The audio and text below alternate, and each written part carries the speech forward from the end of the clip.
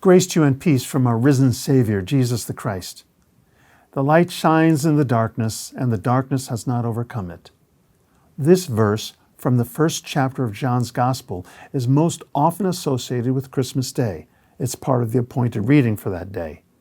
But its powerful meaning in the season of Easter reminds us that John was writing and reflecting on the life of Jesus, aware that the tomb in which the crucified body of Jesus was laid was shockingly empty.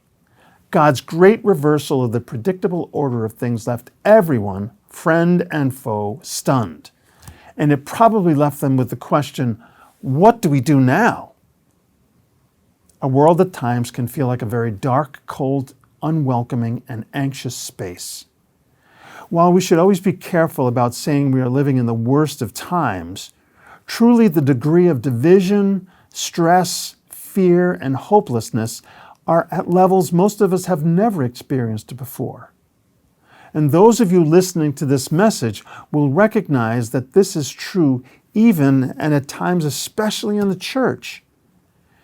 My heart goes out to and my prayers go up for our congregations and people, both lay and ordained, feeling the pressures of this time of tremendous transition, without a clear understanding of what awaits us and who we will be on the other side.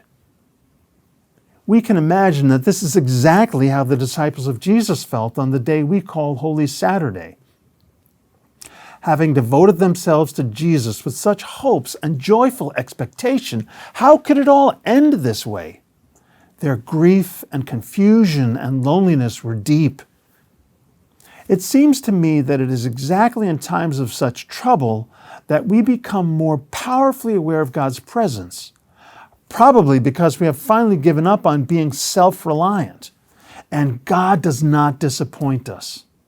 The tomb is empty of Jesus, whom it could not hold, but it is not empty of hope, of promise, of surprises, of new beginnings, of life after death, and of light.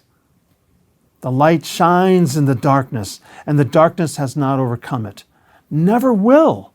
This is the Easter message that reminds us of Jesus' saying, I am the light of the world.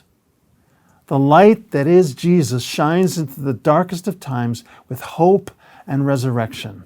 The light that is Jesus shines into hearts darkened by grief and fear, depression and loneliness, to claim them in love. The light that is Jesus still shines into situations of oppression and injustice, racism and sexism, division and denigration, to expose them and overcome them.